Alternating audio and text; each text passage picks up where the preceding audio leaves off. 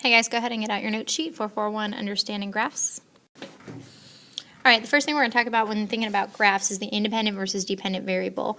The independent variable is the variable that determines the value of the dependent, and if you think of the word independent, basically stating that other things can't come in and just change it. So when we're graphing what our independent variable is, that should always be on your x-axis. And something to help remember most of the problems is that time should always be your independent variable, since nothing can change time unless somebody creates a time machine at some point. So x-axis, independent. And then second is dependent variable, and this one is determined by the independent, which basically means your independent variable will affect this kind of outcome. So dependent is kind of your outcome in a situation, and then again that should be graphed on your y-axis. This is just a little mini review of the full coordinate plane with all four quadrants. And if you didn't learn this last year in pre-algebra, as a little helpful reminder, the quadrants are numbered from top right down to bottom right, and it kind of makes a letter C. And this is a coordinate plane, which is a C. Most of the problems we're going to be looking at today are going to only deal with quadrant 1 because we're looking at positive and positive values. Okay, so these are pretty fun to actually do because it's going to be pretty open-ended. You guys are going to be able to create your own scenario for each of the graphs, but it needs to match what you're actually seeing in the graph. So I'll give you an example for graph 1, and then I want you guys to create one for graph 2. So if you look at graph 1, basically what it's showing is that time is going by, and the speed, because it's a straight line as it's going from left to right, basically means the speed is staying the same, and then all of a sudden that speed starts to go up, so that means somebody's going faster or something's going faster. So if I wanted to kind of write a brief scenario, I might have something like, I walked 1 lap and then started to jog. So the 1 lap I'm walking is the same speed, and then as I start to jog, my speed increases, so that would match the graph that you have here. So go ahead and on your note sheet, make up a scenario for graph 2, and then I'm going to just give another example in a second. You can see if yours is very similar in style as long as it matches that graph.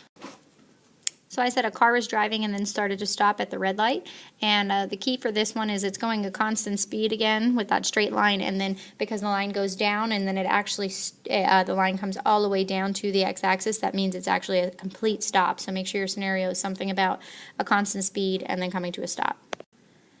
Alright, so go ahead and see if you can make up scenarios for graph 3 and graph 4, and then I'll give some examples again to see if you have something similar in style. Okay, so graph 3, I said I rode my bike down a big hill and then went up a steep hill. So because the speed starts at nothing and then it starts to go fast pretty quickly, and then all of a sudden it starts to slow back down until it hits 0 again. If you're riding down a hill, you're going to pick up speed as you go down, but then when you come back up the steep hill, your speed's going to naturally slow down. And then in this case, I obviously ran out of gas, so I had to stop completely as I was going up the hill. Graph 4, I said I started to run and then ran at a steady pace. So if you're starting from a point, you're not actually going yet, and then when you start to run, you have to pick up speed first, and then if you're running at a steady pace, that's the straight line. So hopefully your examples are pretty similar in style, where they at least match what the graphs are showing here. Okay, so the second example here is looking at a scenario, and you actually have to create the graph to match it. So the first one we're going to look at is car depreciation, and we're comparing basically the age of the car in years to the amount of money that car would be worth in thousands. So the word depreciation here means that the value of the car is going to go down over time, which makes sense if you compare a new car versus, a 10-year-old car. That's what's going to happen. So if we wanted to kind of generically make a graph, brand new car, you can kind of pick a random spot. It's going to be pretty expensive, so I'm going to start somewhere pretty high up on the y-axis. And then as you have the car for a year, 2 years, 3 years, it's going to decrease. However, I don't know if you've ever heard of this, but when you first buy a car and drive it off the lot, you already lose a ton of value of the car. So what I'm going to do to show that is initially I'm going to make it a pretty steep fall, and then it's still going to go and depreciate over time, but maybe not as steep as it was before. And then at some point, it's going to actually kind of just pan off. Very rarely will you have a value of a car be 0. And then I know some of you might be thinking, well, classic cars are expensive. So that'd be another way to think of this graph could be after a long, long time, that might go back up if that's some kind of classic car. But for now, this is pretty accurate for most cars. Number of songs versus money spent, and this is iTunes songs purchases for your next graph. So basically, the more songs you buy, the more money you're going to spend. If you didn't buy any songs, your amount would be 0, so you would actually start right at the origin. And songs typically are about the same price on iTunes, so you can kind of assume that it's going to be just a pretty steady straight line going up. Okay, and then the last two examples we're going to look at is a balloon being inflated, and as more and more air is pumped into the balloon, the volume increases until it finally bursts. So we're going to make a sketch of the graph and then label the axes. So if we're comparing a balloon with the air, we want to think of which one's the independent, which one's the dependent, since they're not actually labeled here. So what you would think of is it the amount of air affecting the volume of the balloon, or is it the volume of the balloon that's affecting the amount of air? So what's really affecting the other is the amount of air. So our x-axis should be air, and then our y-axis over here should be the volume of the balloon, basically how big the balloon is. So according to this, you're inflating it with air. The more and more air pumped into it, the bigger it gets, but then it bursts whenever it gets too big. So basically, as you're blowing air, volume increase, but then when it reaches that point where it can't take anymore, when the balloon actually bursts, what's going to happen is it's going to be a straight line back down to nothing, because pop, it's not going to be a steady fall down, it's going to just be an all at once pop.